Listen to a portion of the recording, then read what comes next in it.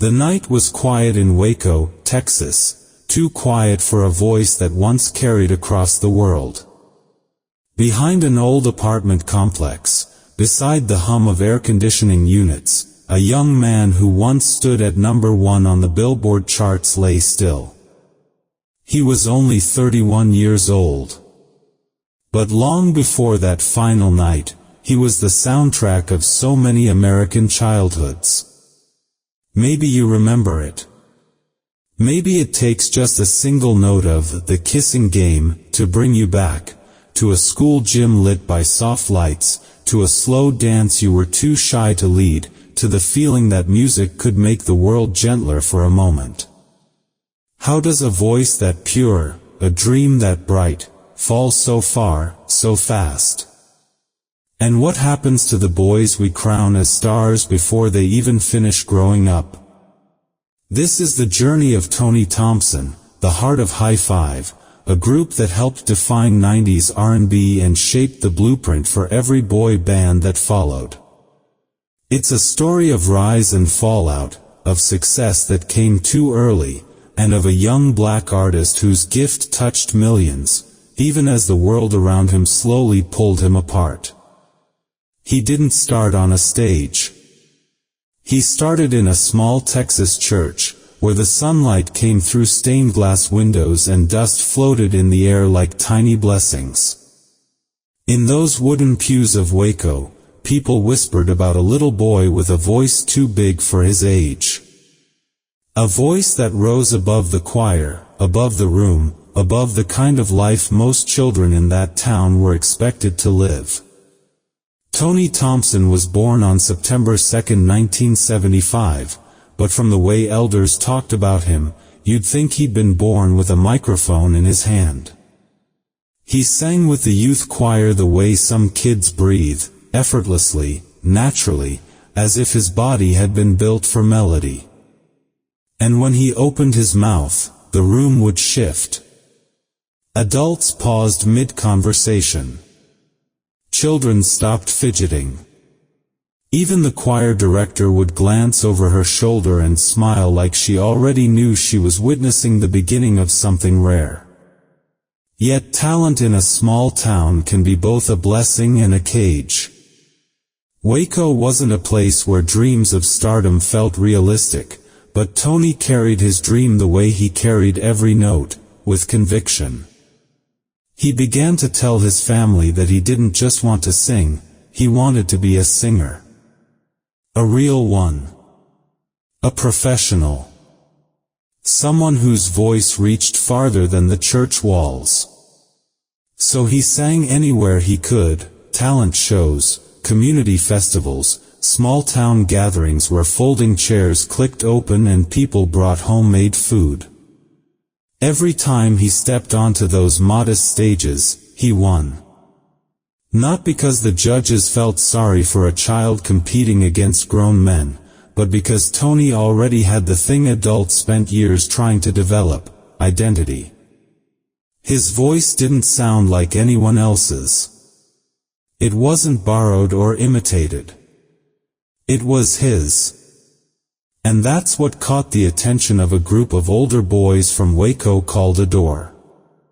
They were chasing their own dream, rehearsing in garages and back rooms, hoping their harmonies would carry them somewhere bigger. When they got signed to Jive Records, the first R&B act from Waco to ever do it, the whole town buzzed. But one member, William Walton, kept thinking about the little kid who won every talent show. He remembered Tony's voice. He remembered the promise he'd made. When we get in the door, I'm bringing you with me. And true to his word, once Adore secured their footing, William reached back. He connected Tony with two New York-based managers who were searching for fresh talent, Vinnie Bell and Robert Ford. These weren't small-town dreamers. These were industry men, men who had seen enough potential stars to know how rare the real ones were. They were looking to build something reminiscent of the Jackson 5 or New Edition, young, charismatic, powerful in harmony, undeniable in presence. When they heard Tony sing for the first time, they didn't just hear talent. They heard possibility. They heard a future. They asked him a simple question. Do you know anyone else who can sing like you? Tony did. He brought in two friends, Toriano Easley, a teenager from Oklahoma with a voice as bold as his personality, and Russell Neal, calm, steady, reliable. Together, the three boys called themselves the Playmates, and though the name felt fun and innocent, the ambition behind it wasn't. They recorded their first demo with dreams that stretched far beyond Waco. But the record executives weren't satisfied. Something in the sound wasn't full enough yet. Something was missing. And in the music business, missing pieces can end careers before they even start. So Tony, Toriano, and Russell weren't discouraged when Bell and Ford suggested adding new members. They understood the assignment. If you want to build a legacy, you build a team. Soon, Pooh and Marcus Sanders joined the lineup, bringing the group to 5, symbolically important for a boy band modeled after the greats. And just like that, something clicked. The harmonies made sense. The energy balanced. The vision sharpened. But before they could release anything, reality stepped in.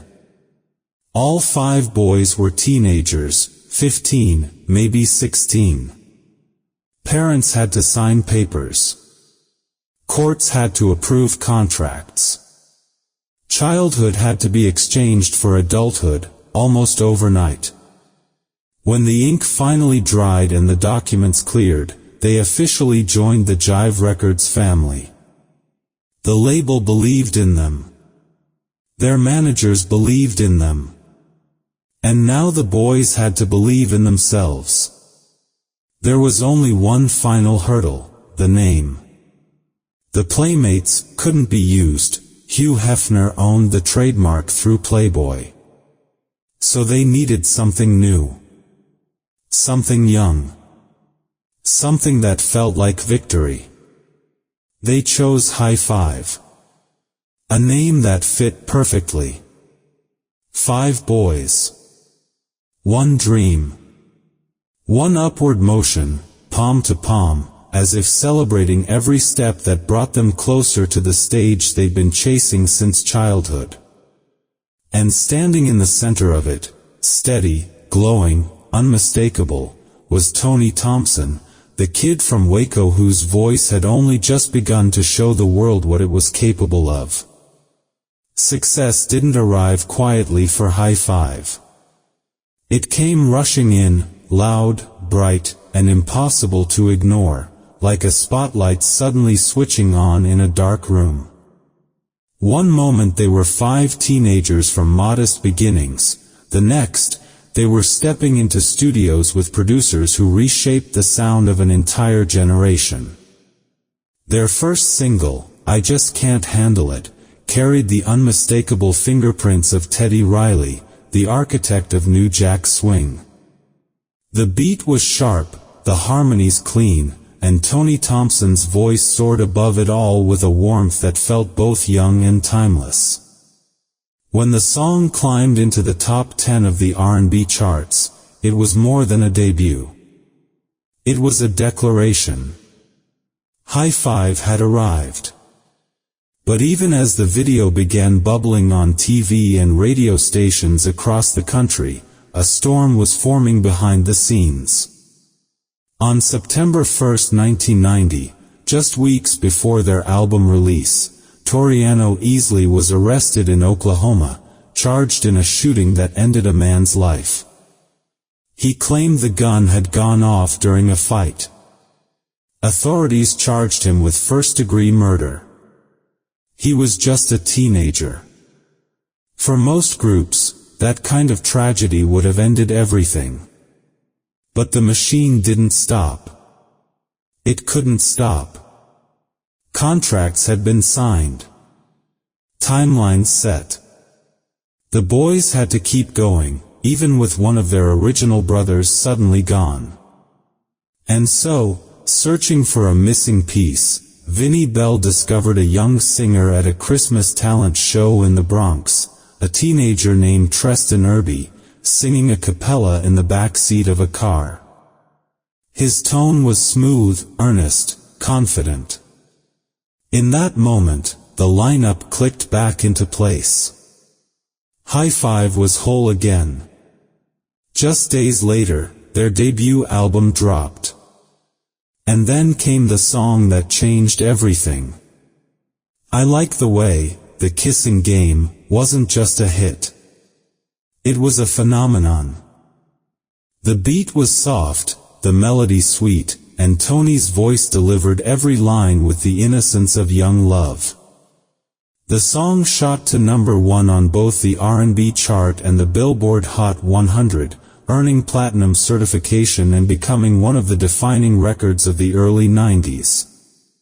Across America, teenagers slow danced to it at school gyms decorated with streamers and balloon arches.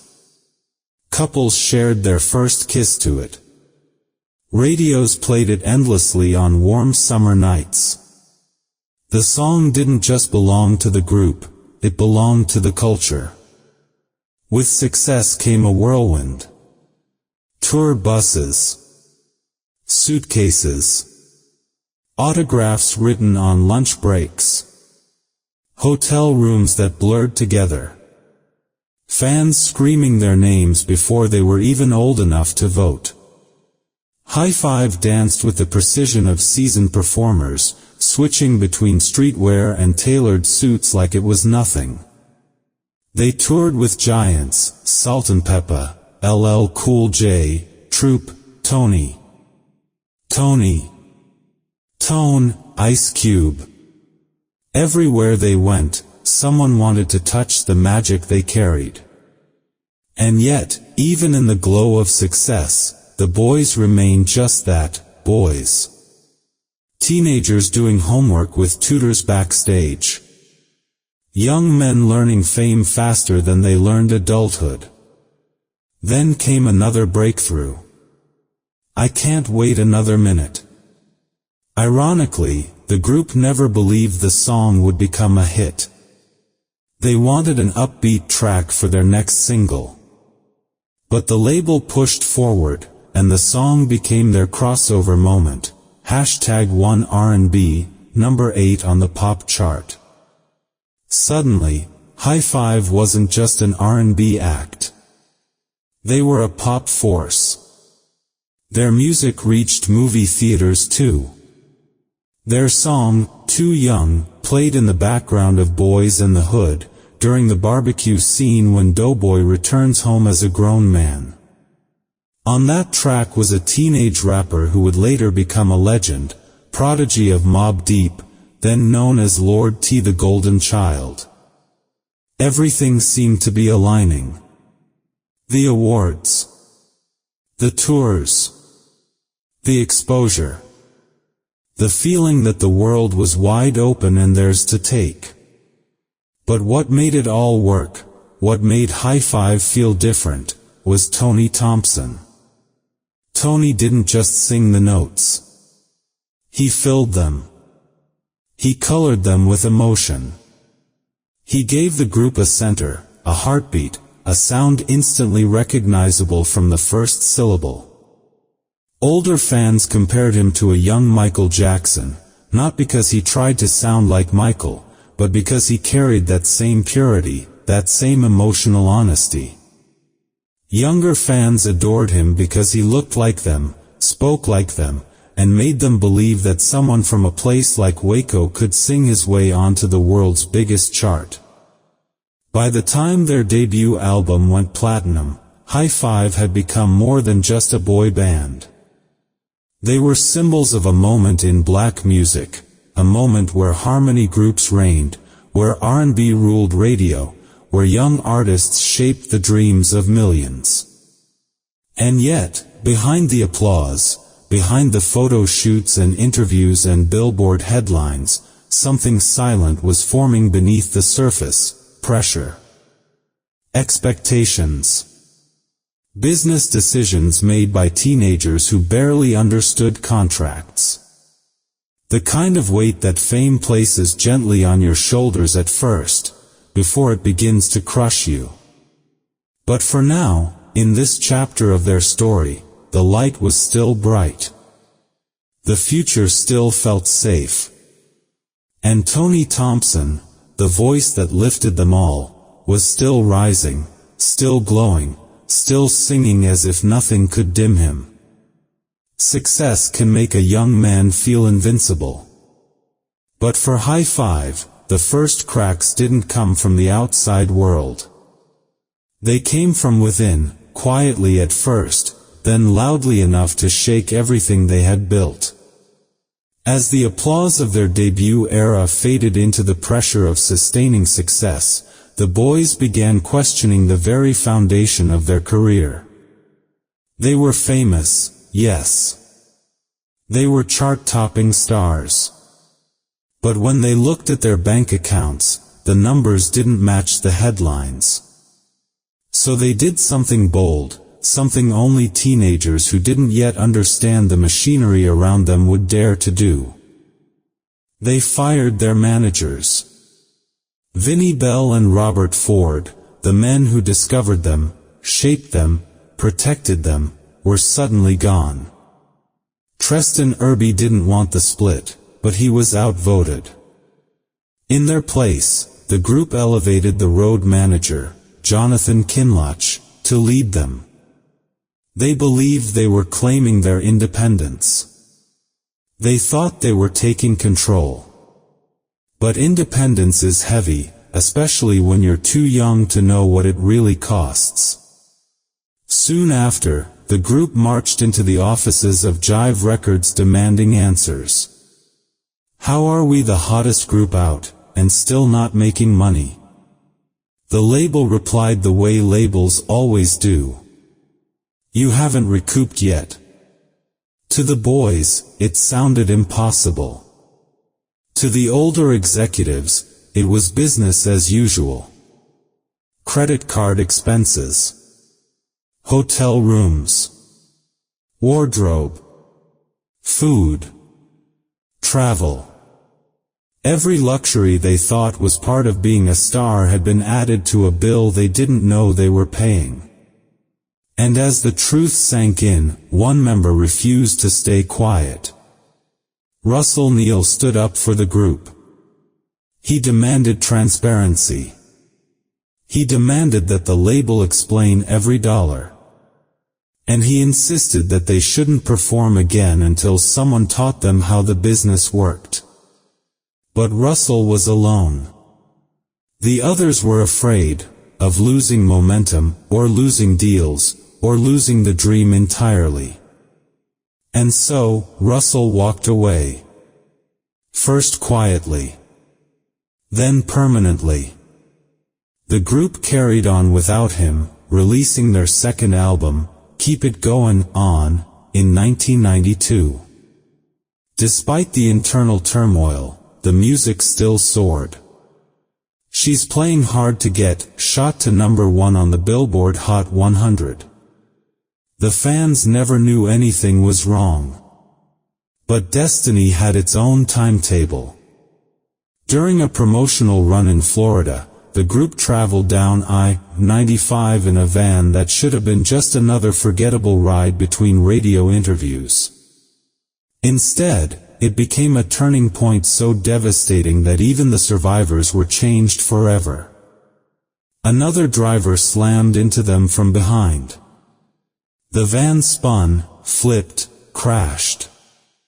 One by one, the members crawled out, shaken, bruised, scared, but alive. Then they turned to help their brother. Pooh tried to stand, but his legs wouldn't move. He whispered, "I can't feel my legs." He never walked again. He had always been the bright one, the energetic one, the boy who made rehearsals feel like hanging out with friends. Now he was paralyzed from the chest down. The weight of that loss settled on all of them like fog. The innocence of their teenage stardom evaporated in a single moment. To numb the grief, some members drifted toward drinking and drugs. It wasn't rebellion. It was escape. And yet, even from his wheelchair, Pooh remained part of the family. He asked Russell Neal to return to the group, not for fame, not for money, but for him. And Russell came back. Hope flickered again when Hi-Five began working with a young R. Kelly, who was still performing with public announcement. He wrote and produced Quality Time, a warm, melodic single that climbed the charts and reminded the world of what the group could be. On the same album, a young Faith Evans made her debut singing background vocals.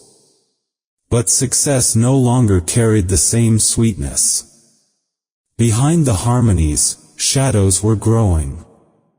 Their third album, Faithful, 1993, included strong songs like Unconditional Love, from Menace to Society, and Never Should Have Let You Go, from Sister Act 2. But Jive Records barely promoted it. The label knew the group intended to leave once their contract ended, and without the label's push, the album drifted quietly across the charts. Still, Jive wanted to keep Tony. They offered to renegotiate. They offered him a solo career. They wanted the magic of that voice to stay in the family. But the group believed they could find a better deal elsewhere. So they walked away, from the label that launched them, the system that broke them, and the safety net that might have held them together. Giant Records signed both Hi-Five and Tony as a solo act. Each member received a signing bonus. But even this moment of hope carried tension. Some inside the group wanted Russell fined for leaving earlier, cutting his payout in half. Russell refused, then left the group for good. Tony, now just 19, recorded his solo album Sexational with some of the greatest producers of the era. Babyface, Teddy Riley, Puff Daddy, Devante Swing, Missy Elliott, Joe, Usher, Faith. The album should have been his rebirth. Instead, it became the beginning of the end. Sexational flopped on the charts. Giant Records panicked. And then, without warning, they dropped Tony, and dropped Hi-Five with him. For a young man who once stood center stage with the world cheering his name, the silence that followed was deafening. And in that silence, something inside Tony began to break, slowly at first, then completely. The fall had begun. From the outside looking in, Hi-Five appeared to be part of a golden era in American music, a time when R&B groups, especially young black male groups, shaped radio, TV, and pop culture. To many fans across the country, they weren't just another boy band. They were the boy band of their moment.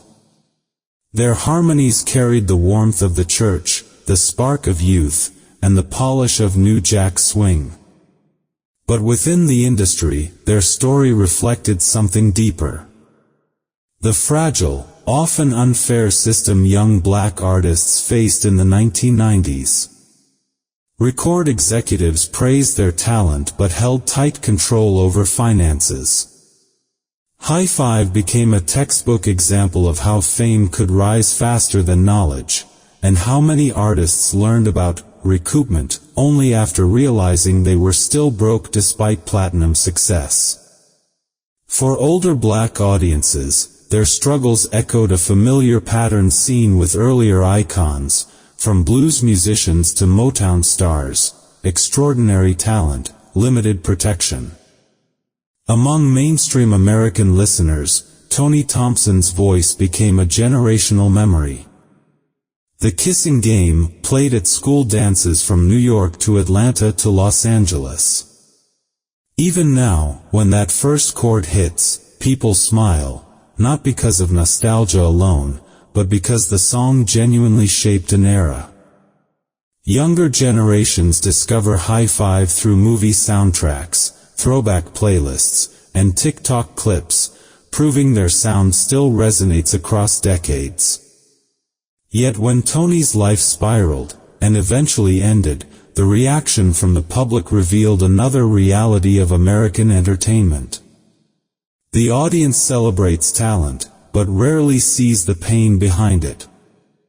News outlets briefly covered his death, focusing on the unusual circumstances, huffing Freon, methadone in his system, but the deeper issues of addiction, mental health, and the pressures of early fame went largely unexplored. In America, especially in the Black community, discussions about trauma and substance abuse often hide behind closed doors. Still, among R&B fans, DJs, and artists who grew up listening to him, Tony's legacy remains sacred. His influence is heard in the vocal runs of young singers, in the DNA of 90s playlists, and in every boy band that steps into the spotlight with harmony at its core. In the end, America loved Hi-Five. But it never fully understood what the group had survived to make that music possible. In the end, the story circles back to Waco, the same Texas town where Tony Thompson first lifted his voice in a church choir, long before the world knew his name. And it was in Waco, years later, that his journey came to a quiet, heartbreaking close. 31 years old. A life that had burned so brightly, extinguished too soon beside a row of air conditioning units humming through the night. But Tony Thompson's legacy never lived in the place where he died. It lives in the places where he made people feel alive. It lives in the opening chords of The Kissing Game, a song that could freeze time and pull listeners back into the softness of their youth. It lives in the harmonies of Hi-Five, a group that shaped the sound of 90s R&B and made space for the boy bands that came after them. It lives in every singer who grew up trying to imitate Tony's tone, pure, emotional, unmistakably his. And it lives in the memories of fans who didn't just listen to Hi-Five, they grew up with them. Tony's story is a reminder of how fragile brilliance can be. Of how the music industry can lift a child into the heavens without teaching him how to survive the fall. Of how addiction and trauma can take root in silence. And of how even the brightest stars sometimes struggle to carry their own light. But it is also a reminder of something beautiful. That when a voice truly touches people, it outlives the singer. Today, Hi-Five continues to perform. Marcus Sanders, Treston Irby, Shannon Gill, and new members still go on stage, still sing those songs, still speak Tony's name with love. Fans still show up. They still dance, still smile, still remember. In that way, Tony never left the stage at all. So maybe the real story isn't about how he died. Maybe it's about how deeply he lived, through music that continues to echo across generations. Before we close, let me ask you. What's the first memory that comes back when you hear The Kissing Game? And if Tony Thompson's journey moved you, inspired you, or made you reflect on your own story, stay with us. There are more voices, more histories, more truths waiting to be told. Until next time, keep his story, and his songs, alive.